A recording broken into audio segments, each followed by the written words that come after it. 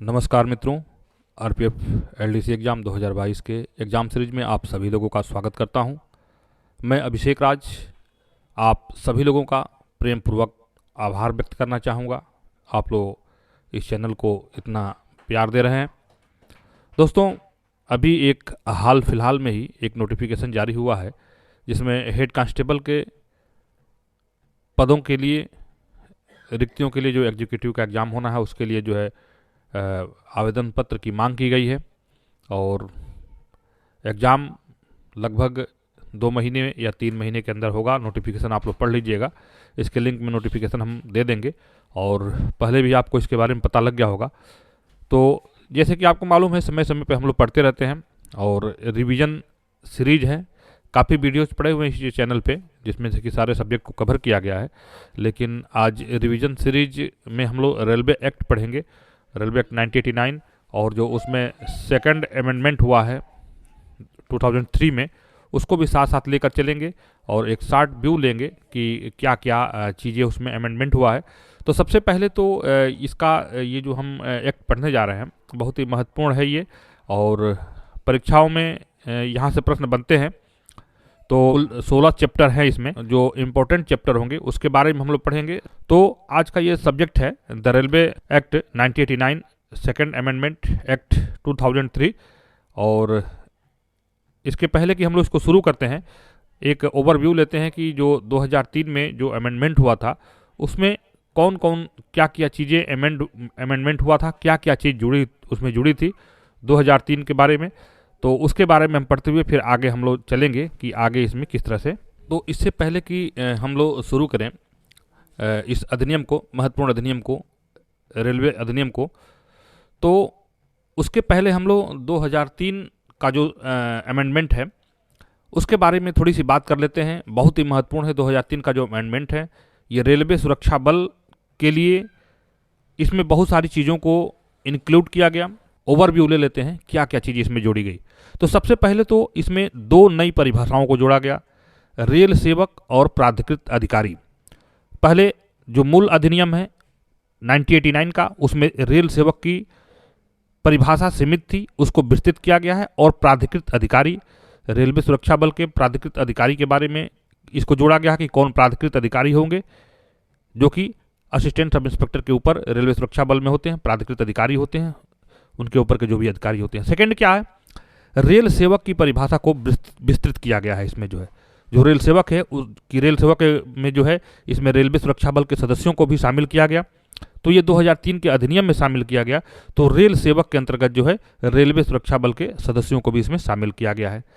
इसमें थर्ड क्या है, धारा 179 की उपधारा 2 के तहत दंडनीय अपराधों को प्राधिकृत अधिकारी के लिए सीआरपीसी के प्रावधानों के अधीन हस्तक्षेप अपराध के समान बताया गया। यानी 179 जो सेक्शन 179 का सब सेक्शन 2 है, इसके अंतर्गत जो दंडनीय अपराध है इसमें प्राधिकृत अधिकारी को जो है सीआरपीसी के प्रावधानों के अधीन जो अपराध हस्तक्षेप अपराध है उसके समकक्ष बताया गया है। देखते हैं अगला क्या है। अगला इसमें है कि प्राधिकृत अधिकारी को 29 अपराधों में गिरफ्तारी। बहुत ही इंपॉर्टेंट है ये यहाँ से काफ़ी कन्फ्यूजन होता है लोगों को। तो प्राधिकृत अधिकारी को 29 अपराधों में अरेस्ट, इन्वेस्टिगेशन और प्रोसिक्यूशन का अधिकार दिया गया है। यानी कि 29 अपराधों में रेलवे सुरक्षा बल को गिरफ्तारी, जांच तथा अभियोजन के अनन्य अधिकार दिए गए हैं। ये मूल अधिनियम में से हटके है, 2003 में जो अमेंडमेंट हुआ है उसमें ये सारी चीज़ें मिली हैं। तो प्राधिकृत रेलवे सुरक्षा बल को याद रखिएगा 29 अपराधों में डायरेक्ट गिरफ्तारी, जांच और अभियोजन का अधिकार दिया गया है। अगला है, विभिन्न अपराध के संदर्भ में रेल सेवक, पुलिस और प्राधिकृत अधिकारी में स्पष्ट विभेद किया गया है। यानी कि कार्यों का विभाजन किया गया है। रेल सेवक, पुलिस और प्राधिकृत अधिकारी में स्पष्ट विभेद किया गया, अलग अलग कार्यों को इसमें बांटा गया है।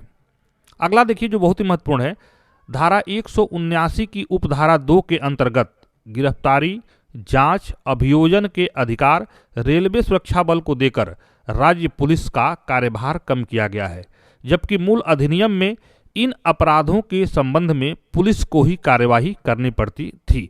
तो स्पष्ट सी बात है, जब जो मूल अधिनियम था तो उसमें जब 179 की उपधारा 2 को नहीं जोड़ा गया था तो इसमें गिरफ्तारी और जांच और अभियोजन का जो जिम्मेदारी था वो जीआरपी को था, राज्य पुलिस को था।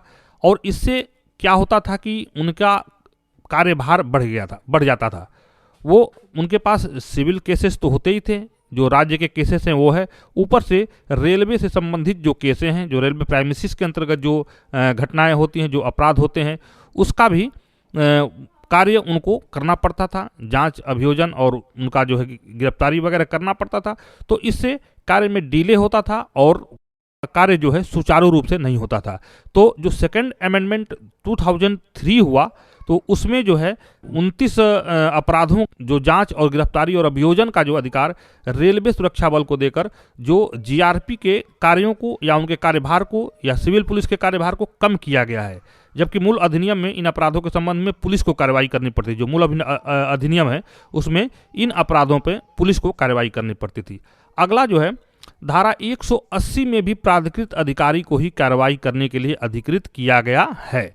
यानी कि धारा 180 के अंतर्गत भी जो अपराध होते हैं उसमें जो है प्राधिकृत अधिकारी को ही कार्रवाई करने के लिए अधिकृत किया गया है। ये संशोधित अधिनियम की धारा 180 सेक्शन 1 के में प्राधिकृत अधिकारी को बिना वारंट गिरफ्तारी करने का अनन्य अधिकार दे दिया गया है। यानी 80 का जो एक है, 80 के 7-8 पॉइंट 180 के, वो उसके बारे में हम लोग चर्चा करेंगे आगे जब आएंगे उधर। हम जो चैप्टर 8 में जब हम लोग पढ़ेंगे तो 179 180 के बारे में पढ़ेंगे। 179 180 बहुत ही महत्वपूर्ण है। और जब जांच की प्रक्रिया हम लोग करते हैं तो इसमें 179 और 180 का बहुत ही महत्वपूर्ण रोल होता है और ये हम लोग का बहुत महत्वपूर्ण धारा है। इसके बारे में जानना जरूरी है। इसके बारे में हम लोग बहुत इत्मीनान से बात करेंगे आगे। तो इसमें जो हम लोग बात कर रहे थे कि सेकेंड जो 2003 का जो अधिनियम का में जो अमेंडमेंट हुआ था उसमें उसकी क्या क्या विशेषताएं थी। तो 180 एक में प्राधिकृत अधिकारी को बिना वारंट गिरफ्तारी करने का अनन्य अधिकार दिया गया है। यानी 101 में प्राधिकृत अधिकारी को बिना वारंट गिरफ्तारी करने का अधिकार ये सेकेंड अमेंडमेंट 2003 में दिया गया था। हम लोग बात कर रहे हैं कि सेकेंड अमेंडमेंट 2003 में कौन कौन से वो प्राधिकार थे जो कि रेलवे सुरक्षा बल को मिले या उसमें कौन कौन सी नई चीजें जुड़ गई उनके बारे में हम लोग बात कर रहे हैं। आगे हम महत्वपूर्ण जो इसका जो उसमें अमेंडमेंट हुआ था उसके बारे में हम लोग बात करेंगे कि जो धारा 179 है इसको दो मुख्य भागों में बांट दिया गया है। यानी कि कार्य को बांट दिया गया है अपराध की प्रकृति को देखते हुए। तो धारा 179 को दो मुख्य भागों में बांट दिया गया है। प्राधिकृत अधिकारी को 29 अपराधों के संबंध में जांच एवं अनुसंधान के अधिकार दिए गए हैं। जबकि धारा 150, 151, 152 जैसे गंभीर अपराधों के लिए अलग अलग व्यवस्था की गई है। इसलिए पुलिस अधिकारी को अनुसंधान करने का इसमें अधिकार दिया गया है। यानी कि जो है अपराध की प्रकृति को देखते हुए जो चूंकि रेलवे एक बहुत विस्तृत क्षेत्र होता है और इसमें हर तरह के अपराध के होने के चांसेस होते हैं।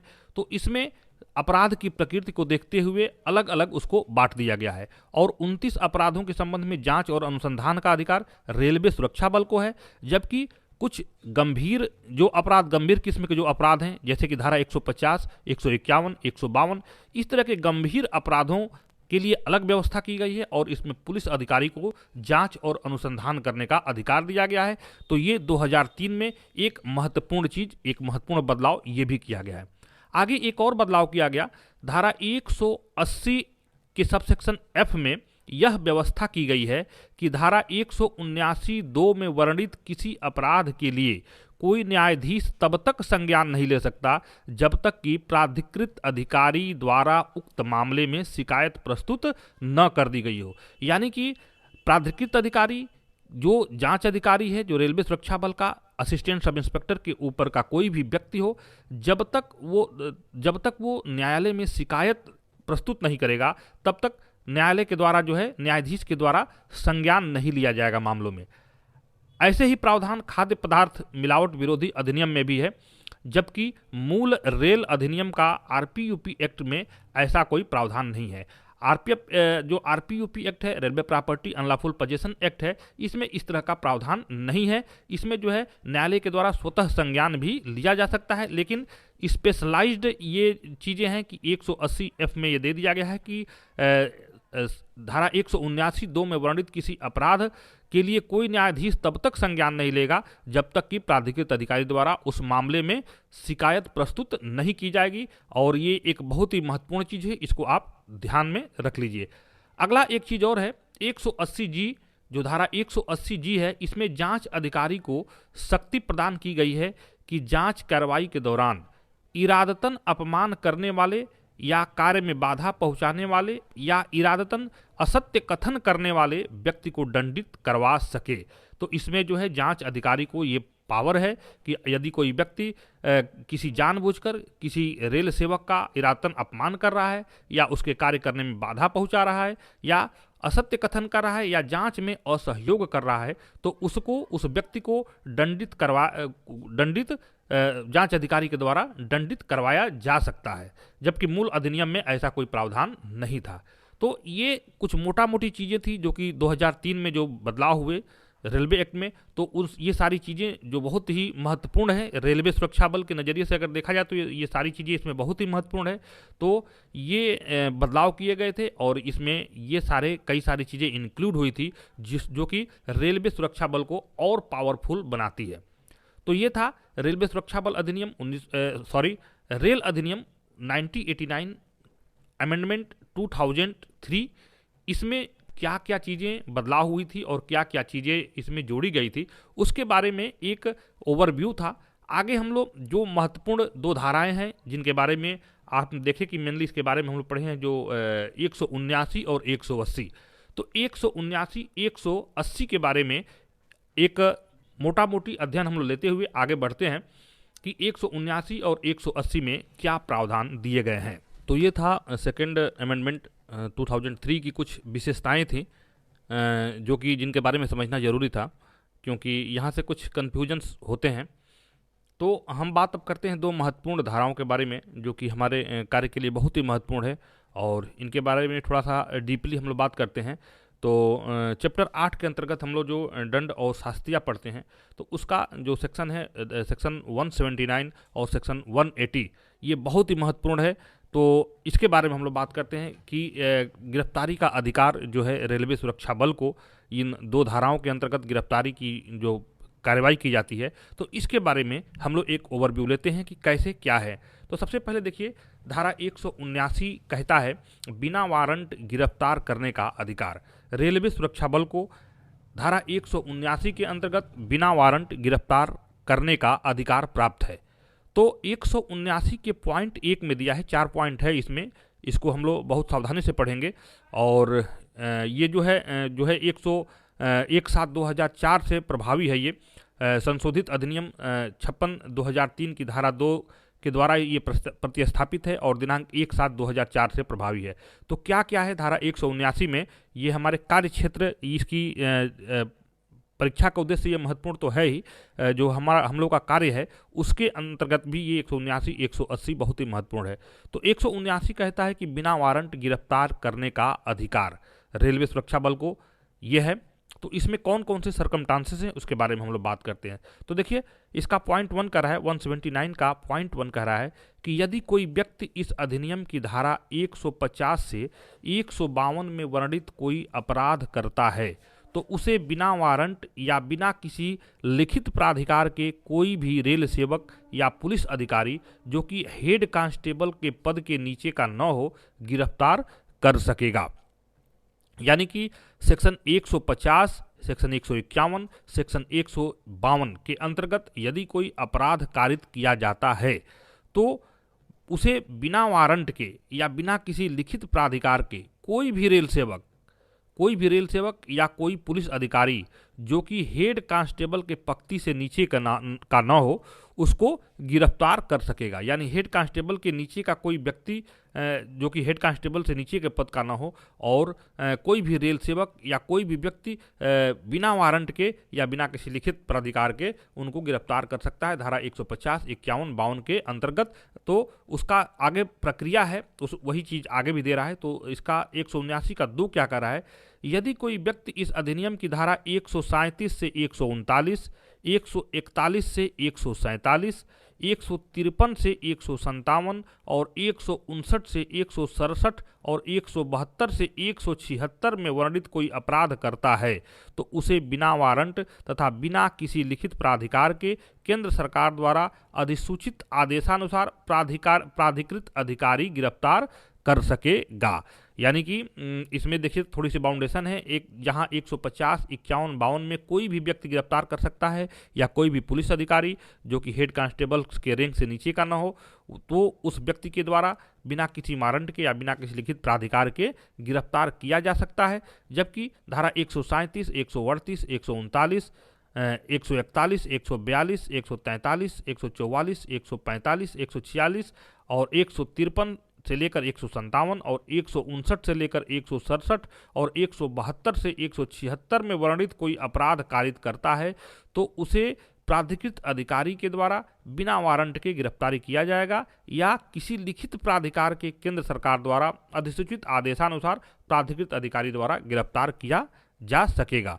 तो पॉइंट 1 में क्या कर दिया, 150 से 152 के अंतर्गत कोई भी व्यक्ति गिरफ्तार कर सकता है बिना वारंट के, और उसी का सेक्शन 2 कह रहा है कि इसके अलावा जो सेक्शन दिए गए हैं उसके अंतर्गत प्राधिकृत अधिकारी के द्वारा गिरफ्तारी किया जाएगा। देखिए इसका पॉइंट 3 कह रहा है कि रेल सेवक, ध्यान दीजिएगा, रेल सेवक, रेल अधिकारी या प्राधिकृत अधिकारी परिस्थिति के अनुसार उपधारा 1 व 2 के अधीन जैसा भी मामला हो गिरफ्तारी के लिए किसी भी अन्य व्यक्ति को अपनी सहायता के लिए बुला सकेगा। यानी कि जो 79 का 1 दिया गया है जिसमें 150 से लेकर 152 के अंतर्गत अपराध कारित होते हैं, और उसके अतिरिक्त जो है 137, 139 जो विभिन्न धाराएं दी गई हैं उसके अंतर्गत कोई भी रेल सेवक, रेल अधिकारी या प्राधिकृत अधिकारी जैसी परिस्थिति हो, जैसा कंडीशन हो, उसके अनुसार एक उपधारा 1 व 2 के अधीन जैसा भी मामला हो गिरफ्तारी के लिए किसी अन्य व्यक्ति को अपनी सहायता के लिए बुला सकता है। और चौथा क्या कह रहा है कि इस धारा के अधीन इस प्रकार गिरफ्तार किए गए किसी व्यक्ति को गिरफ्तारी के स्थान से न्यायालय तक यात्रा के लिए आवश्यक समय को छोड़कर गिरफ्तारी के 24 घंटे के भीतर नज़दीकी न्यायालय के मजिस्ट्रेट के समक्ष पेश किया जाएगा। तो ये सीआरपीसी का एक नॉर्मल कंडीशन है जिसके अंतर्गत 24 घंटे के अंदर जो है एक्यूज्ड को मजिस्ट्रेट के समक्ष पेश किया जाता है। तो वही चीज़ है इसमें कोई नया चीज़ नहीं है। इस प्रकार गिरफ्तार किए गए व्यक्ति को यात्रा के अवधि को छोड़कर 24 घंटे के अंदर नज़दीकी न्यायालय या नज़दीकी मजिस्ट्रेट के समक्ष उसको पेश किया जाएगा। तो ये 4 चीज़ें 179 की 4 चीज़ें हो गई। पहले में क्या हो गया, पहला कह रहा है 150, 51, 52 के अंतर्गत यदि कोई अपराध कारित होता है तो कोई भी व्यक्ति बिना लिखित प्राधिकारी के रेल सेवक हो या पुलिस अधिकारी हो या कोई भी व्यक्ति या कोई भी पुलिस अधिकारी जो कि हेड कांस्टेबल से नीचे का पक्ति का ना हो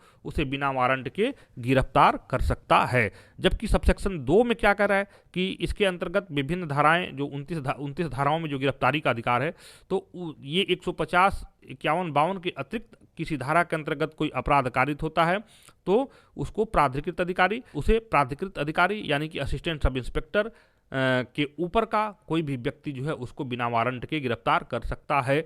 और तीसरा में क्या कहता है कि रेल सेवक, रेल अधिकारी या प्राधिकृत अधिकारी परिस्थिति के अनुसार सेक्शन 179 के 1 और 2 के अंतर्गत किसी व्यक्ति को गिरफ्तार करने के लिए किसी अन्य व्यक्ति को सहायता के लिए बुला सकता है।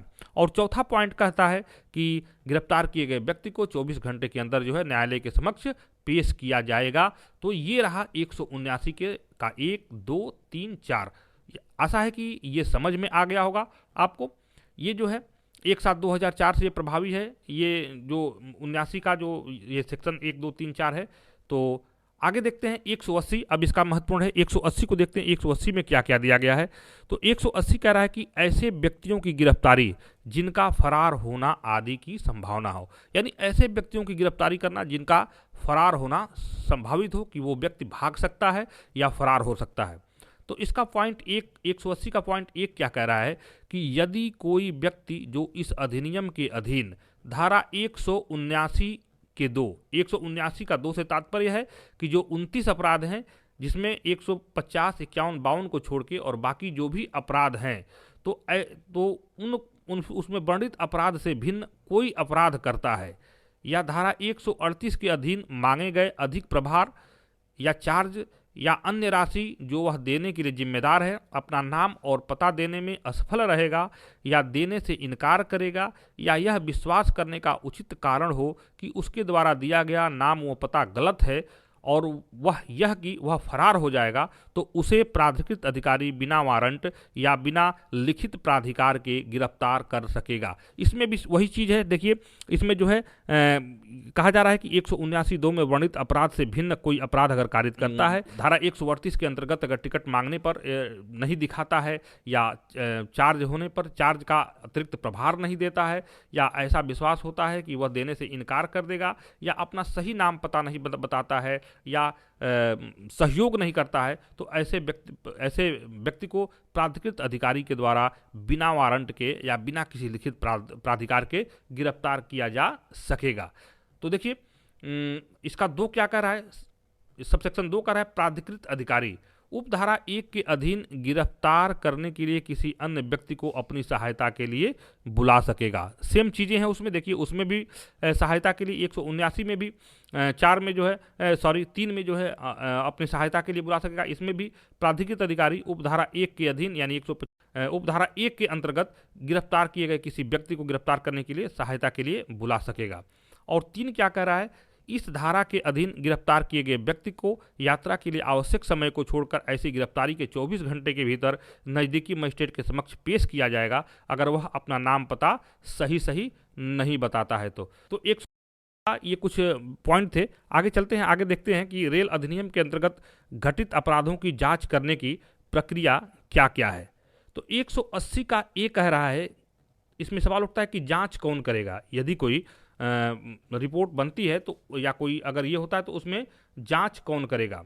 तो 180 का ए वही कह रहा है कि धारा 179 के सबसेक्शन 2 के अंतर्गत घटित किसी मामले में तथ्य एवं परिस्थितियों का पता लगाने हेतु प्राधिकृत अधिकारी जांच करेगा और यदि पाया जाता है कि अपराध हुआ है तो न्यायालय के समक्ष शिकायत प्रस्तुत करेगा। अब देखिए यहाँ जांच का जो प्रोसीजर है वो यहाँ से शुरू होता है। तो 180 में क्या करता है कि जांच कौन करेगा, तो 179(2) के अंतर्गत अगर कोई कंप्लेंट मिलता है तो उसमें तथ्यों और परिस्थितियों का पता लगाने के लिए प्राधिकृत अधिकारी जांच करेगा। अगर जांच में सत्यता पाया जाता है तो न्यायालय के समक्ष शिकायत प्रस्तुत करेगा। पिछला हमने आपको बताया 103 में कि बिना प्राधिकृत अधिकारी के शिकायत के न्यायालय के द्वारा कोई संज्ञान नहीं लिया जाएगा। तो जब तक जांच अधिकारी जब तक अपना शिकायत दर्ज नहीं करेगा तब तक न्यायालय के द्वारा जो है शिकायत नहीं कर तब तक न्यायालय के द्वारा उसका संज्ञान नहीं लिया जाएगा। अब क्या होता है, देखिए उसने क्या किया कि उसने पता लगा लिया, प्राधिकृत अधिकारी के द्वारा पता लगा लिया, परिस्थितियों और तथ्यों का जांच कर लिया गया और जांच में सही मामला पाया तो उसने न्यायालय में अपना शिकायत अपना कंप्लेंट जो है फाइल कर दिया। अब उसके बाद क्या होगा, 180 का बी कह रहा है कि प्राधिकृत अधिकारी के जाँच के अधिकार, प्राधिकृत अधिकारी को जाँच के कौन कौन से अधिकार है, जाँच कौन कौन सा उसको अधिकार प्राप्त हैं ये भी जानना जरूरी है। तो जांच के दौरान प्राधिकृत अधिकारी को यह शक्ति होगी, कौन कौन सी शक्ति होगी जांच अधिकारी को, इसके बारे में बताया गया 180 के बी में। तो 180 का बी का 1 कह रहा है किसी व्यक्ति को हाजिर रहने के लिए सम्मन द्वारा उसे उपस्थित रहने हेतु, उसके बयान लेने हेतु एवं रिकॉर्ड पेश करने हेतु सम्मन प्रस्तुत कर सकेगा एवं उसे उपस्थित हेतु बाध्य कर सकेगा। यानी प्राधिकृत अधिकारी को यह पावर होगा, जांच अधिकारी को यह पावर होगा कि किसी व्यक्ति को सम्मन करे, उसको उपस्थित होने हेतु एक डेट का निर्धारित करे, उसको बयान लेने हेतु और उसको कोई रिकॉर्ड पेश करने हेतु सम्मन जारी करेगा और उपस्थित करने के लिए बाध्य कर सकेगा। पॉइंट 2 क्या कह रहा है, किसी आवश्यक दस्तावेज को मंगाए जाने एवं प्रस्तुत करने संबंधी आदेश कर सकेगा। यानी अगर जांच के दौरान अगर लगता है कि किसी दस्तावेज को की आवश्यकता है, उसको प्रस्तुत करने की आवश्यकता है जिससे कि जांच को आगे बढ़ाया जा सके, तो वो चीज़ मांग करने के लिए प्राधिकृत होगा किसी संस्था के द्वारा, किसी कार्यालय के द्वारा या किसी विशेष व्यक्ति के द्वारा या जो भी एक्यूज है उसके द्वारा जो है वो दस्तावेज मांगने पर उसको ये दस्तावेज दिखाया जाएगा।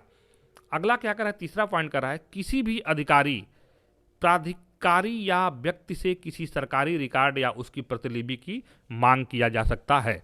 कुछ कंडीशन को छोड़कर, कुछ चीज़ें हो गई उनको छोड़कर किसी भी अधिकारी या प्राधिकारी या किसी भी व्यक्ति से कोई सरकारी रिकॉर्ड या उसकी प्रतिलिपि की मांग की जा सकती है। ये जांच का एक नॉर्मल सा प्रोसीजर है। तो यही दिया हुआ है, 3 में दिया हुआ है, किसी प्राधिकारी या किसी व्यक्ति से सरकारी रिकॉर्ड या उसकी प्रतिलिपि की मांग किया जा सकता है। और चौथा इसका क्या पोजीशन दे रहा है कि जांच की विषय वस्तु से संबंधित किसी वस्तु या दस्तावेज की जब्ती हेतु किसी भी परिसर स्थान में प्रवेश कर उस स्थान की या उस व्यक्ति की तलाशी ले सकेगा। ये भी एक जांच का नॉर्मल सा प्रक्रिया। यानी कि 180 का बी क्या है, जांच के अधिकार, प्राधिकृत अधिकारी को जांच के क्या क्या अधिकार है, बी है। तो इसमें यही कह रहा है कि पहले में कह दिया किसी व्यक्ति को हाजिर करने के लिए सम्मन जारी किया जा सकेगा। दूसरे में कह रहा है कि आवश्यक दस्तावेज मंगाए जाने एवं प्रस्तुत करने के लिए संबंधित आदेश दिया जा सकेगा प्राधिकृत अधिकारी के द्वारा। और किसी भी अधिकारी, प्राधिकारी या व्यक्ति से किसी सरकारी रिकॉर्ड या उसकी प्रतिलिपि की मांग की जा सकती है। और चौथा पॉइंट कर रहा है कि जांच की विषय वस्तु से संबंधित किसी वस्तु या दस्तावेज की जब्ती हेतु किसी भी परिसर अथवा स्थान में प्रवेश कर उसकी तलाशी लिया जा सकेगा, या तो किसी स्थान की तलाशी करनी हो या किसी व्यक्ति की तलाशी किया जाना हो। तो 180 बी बहुत महत्वपूर्ण है। यहाँ से देखिए प्रश्न बनता है, और असिस्टेंट सब इंस्पेक्टर का जो पेपर आया था पिछला, तो उसमें भी यहाँ से प्रश्न बने थे। और यहाँ से प्रश्न को थोड़ा सा डाइवर्ट करके, आपको डाइवर्ट करने के लिए थोड़ा सा इधर उधर करके भी पूछा जा सकता है। तो ये सारी चीज़ें आपको बहुत ध्यान से पढ़ने की जरूरत है। 179 और 180 ऐसा सेक्शन है कि यहाँ से 1-2 प्रश्न जरूर पूछा जाता है, तो इसको आप बहुत ही सावधानी से पढ़ें। अब चलते हैं 180 का ए हम पढ़ लिए कि जांच कौन करेगा, 180 का बी पढ़ लिए कि प्राधिकृत अधिकारी को जांच के कौन कौन से अधिकार प्राप्त हैं, और 180 का सी पढ़ते हैं। 180 का सी क्या है, अन्य व्यक्ति द्वारा गिरफ्तारी करने पर निपटान।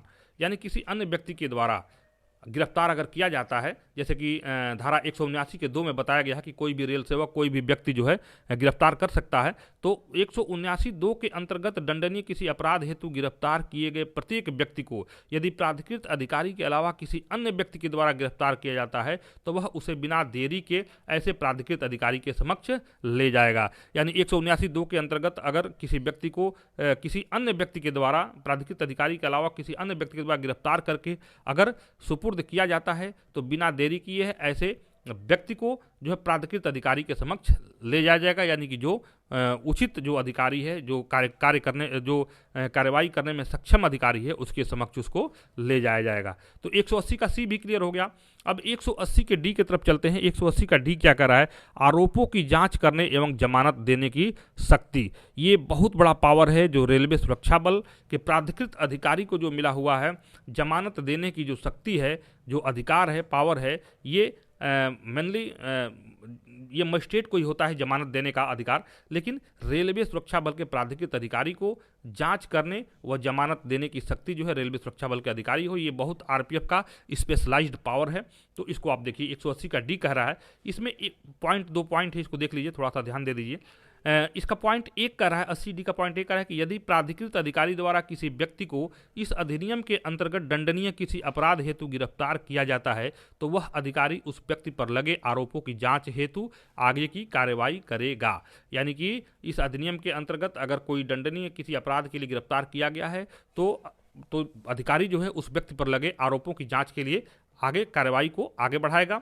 दूसरा पॉइंट कर रहा है, जांच के दौरान प्राधिकृत अधिकारी उन्हीं शक्तियों का प्रयोग कर सकेगा जब किसी पुलिस थाने का थाना इंचार्ज किसी हस्तक्षेप अपराध के मामले में अनुसंधान जो सीआरपीसी की धारा 1973 के अंतर्गत करता है। यानी कि जांच अधिकारी को वो सारी शक्तियां प्राप्त होंगी जो थाने के भारसाधक अधिकारी को या थाने के जो इंचार्ज एसओ होते हैं, जिनको की जो शक्तियां प्राप्त होती हैं जो जांच के अंतर्गत जो हस्तक्षेपी अपराध होते हैं, तो वो सारे अधिकार जो है जांच अधिकारी को प्राप्त हैं उसमें। परंतु अब इसमें देखिए एक शब्द आ गया है परंतु, इनके होते हुए भी। अब देखिए इसमें क्या चीज़ है, क्या कंडीशन है। ये कह रहा है यदि प्राधिकृत अधिकारी की यह राय हो कि आरोपी के विरुद्ध पर्याप्त साक्ष्य या संदेह का उचित आधार है तो वह उस मामले में उसकी जमानत ले सकेगा कि वह सक्षम मजिस्ट्रेट के समक्ष पेश होगा या ऐसे मजिस्ट्रेट के समक्ष अभिरक्षा हेतु पेश करेगा। यदि जांच प्राधिकारी को लगता है कि आरोपी के विरुद्ध पर्याप्त साक्ष्य या संदेह का आधार है, वो मामले में संलिप्त है या एक्यूज्ड है, तो उसकी जमानत ले सकेगा और उसको मजिस्ट्रेट के समक्ष उसको पेश करेगा या मजिस्ट्रेट के समक्ष जो है उसको कस्टडी में लेने हेतु प्रार्थना पत्र प्रस्तुत कर सकेगा। बी पॉइंट क्या कह रहा है, यदि प्राधिकृत अधिकारी को यह प्रतीत होता है कि आरोपी के विरुद्ध पर्याप्त साक्ष्य या संदेह का उचित आधार नहीं है तो उसे सक्षम मजिस्ट्रेट के समक्ष जब भी बुलाया जाए वह उपस्थित रहने की शर्त पर जमानत सहित या जमानत रहित बंध पत्र या बंध रहित लिखवाकर जैसा प्राधिकारी अधिकारी निर्देशित करे छोड़ दिया जाएगा। अब यही पावर देखिए आरपीएफ को होता है, जो कि बी में कह रहा है 180 का जो ये जो दे रहा है 2 का बी कह रहा है प्राधिकृत अधिकारी को ऐसा लगता है कि यह इस व्यक्ति पर जो एलिगेशन लगे हैं, जिसके ऊपर जो आरोप लगे हैं वो निराधार हैं, उनका कोई आधार नहीं है, साक्ष्य संदेह का उचित आधार नहीं है, तो उसको एक बंध पत्र यानी कि एक जमानत पत्र पे उसे ये लिखवा दिया जाएगा कि उसे जब जांच में जब आवश्यकता हो वह हाजिर रहेगा और जांच में अपना सहयोग करेगा और इस आधार पे प्राधिकृत अधिकारी द्वारा निर्देशित करके उसको जमानत पर उसको बंध पत्र सहित उसको जो है लिखवा कर उसको छोड़ा जा सकता है। ये रेलवे सुरक्षा बल को बहुत स्पेशलाइज्ड पावर मिला हुआ है। तो आशा है कि यहाँ तक क्लियर हो गया होगा। अब देखते हैं 180 का ई। 180 का ई क्या कह रहा है कि तलाशी, गिरफ्तारी और जब्ती कैसे की जाएगी। बहुत ही महत्वपूर्ण है। 180 के जो भी हैं एफ तक क्या एफ और जी जो भी हैं ये बहुत ही महत्वपूर्ण है। तो 180 का ये कह रहा है कि तलाशी, गिरफ्तारी और जब्ती कैसे की जाएगी। तो इस अधिनियम के अंतर्गत की जाने वाली सभी तलाशियां, जब्तियां और गिरफ्तारियां सीआरपीसी 1973 के क्रमशः उन्हीं निर्देशों के अधीन होगी जो तलाशी और गिरफ्तारी के संबंध में उसमें दिए गए हैं। यानी कि वो सारे कंडीशन इसमें अप्लाई होंगे जो कि सीआरपीसी 1973 में जो तलाशी, गिरफ्तारी और जब्ती के अंतर्गत जो कंडीशन अप्लाई किए जाते हैं तो उसमें वो सारी चीज़ें होंगी। जैसे अगर किसी महिला की तलाशी लेनी हो तो महिला की तलाशी महिला के द्वारा ही ली जाएगी, या और भी जो तलाशी, गिरफ्तारी और जब्ती के संबंध में जो प्रक्रिया अपनाई जाती है वो सीआरपीसी के अंतर्गत अपनाई जाएगी। ये जनरल सी बात है। आगे चलते हैं 180 का एफ देखते हैं। 180 का एफ कह रहा है कि प्राधिकृत अधिकारी द्वारा प्रस्तुत शिकायत पर न्यायालय का द्वारा संज्ञान लेना या विचारण में लेना। ये 180 का एफ कह रहा है। तो कह रहा है कि कोई भी न्यायालय धारा 179 की उपधारा 2 में वर्णित अपराधों के लिए तब तक संज्ञान नहीं ले सकेगा जब तक कि उस मामले में प्राधिकृत अधिकारी द्वारा शिकायत प्रस्तुत न की गई हो। ये जो है जो लेटेस्ट अमेंडमेंट हुआ 2003 का, उसमें ये चीज़ जोड़ी गई। तो 179 को धारा 2 में वर्णित अपराधों के लिए तब तक संज्ञान नहीं ले सकेगा जब तक कि प्राधिकृत अधिकारी के द्वारा शिकायत प्रस्तुत नहीं की जाएगी। इसके बारे में हम लोग बात कर चुके हैं। तो एफ ये हो गया। जी 180 का जी हो गया जांच से संबंधित होने वाले अपराधों के लिए दंड। इसमें बताया गया है कि जांच कार्रवाई के दौरान यदि कोई व्यक्ति जानबूझकर हस्तक्षेप करेगा या जांच कार्रवाई में किसी प्रकार की बाधा पहुंचाएगा या जानबूझकर जांच अधिकारी के समक्ष झूठा बयान करेगा तो उसे 6 माह तक का साधारण कारावास या 1000 रुपये तक का जुर्माना या दोनों से दंडित किया जाएगा। तो कब ये अगर जांच की कार्रवाई के दौरान कोई व्यक्ति जानबूझकर अगर हस्तक्षेप करता है या जांच में सहयोग नहीं करता है या जांच की कार्रवाई में बाधा पहुंचाता है या जांच अधिकारी के समक्ष झूठा बयान देकर उसको दिग्भ्रमित करने की कोशिश करता है तो उसको 6 माह तक का साधारण कारावास और 1000 रुपये तक जुर्माना या दोनों से दंडित किया जा सकेगा। तो ये हमारा 179 से और 180। तो 180 का एक बार हम लोग 180 का एक बार हम लोग दोबारा रिवीजन कर लेते हैं, क्योंकि 180 बहुत ही महत्वपूर्ण है। और 179 में तो बस वही 4 चीज़ें हैं, देखते हैं 179 का भी एक बार पुनः हम लोग रिवीजन कर लेते हैं ये क्या है। तो 179 में 4 पॉइंट दिए हुए हैं और 179 है बिना वारंट गिरफ्तार करने का अधिकार। यानी कि इसका 179 का पॉइंट 1 ये कह रहा है कि यदि कोई व्यक्ति इस अधिनियम की धारा 150 से लेकर 152 में वर्णित कोई अपराध करता है तो उसे बिना वारंट के गिरफ्तार या बिना लिखित प्राधिकार के किसी रेल सेवक या पुलिस अधिकारी जो कि हेड कांस्टेबल से पद के नीचे का न हो उसको गिरफ्तार कर सकेगा। पॉइंट 2 कर रहा है यदि कोई व्यक्ति इस अधिनियम की धारा 137 139 यानी 150 से लेकर 152 के अतिरिक्त कोई अपराध करता है तो उसे प्राधिकृत अधिकारी के द्वारा गिरफ्तार किया जा सकेगा। और तीसरा पॉइंट कह रहा है कि परिस्थिति के अनुसार उपधारा 1 व 2 के अधीन जैसा भी मामला हो गिरफ्तारी के लिए किसी अन्य व्यक्ति को अपनी सहायता के लिए बुला सकेगा। और चौथा पॉइंट कह रहा है कि इस धारा के अधीन गिरफ्तार किए गए व्यक्ति को गिरफ्तारी के स्थान से जो है यात्रा के समय को छोड़कर और 24 घंटे के अंदर में जो है मजिस्ट्रेट या न्यायालय के समक्ष उसको पेश किया जाएगा। ये 4 पॉइंट 179 का है। और 180 के जो पॉइंट है, देखिए 180 में जो है ऐसे व्यक्तियों की गिरफ्तारी जिनका फरार होना आदि संभावना हो, तो इसमें बता दिया कि 179(2) के अंतर्गत वर्णित अपराध से भिन्न कोई अपराध या धारा 138 के अंतर्गत अधिक चार्ज या अधिचार्ज अधिभार को अगर कोई व्यक्ति देने से गिरफ्तार कर सकता है करेगा तो बिना लिखित प्राधिकारी के जो है इसको प्राधिकृत अधिकारी के द्वारा गिरफ्तारी किया जाएगा।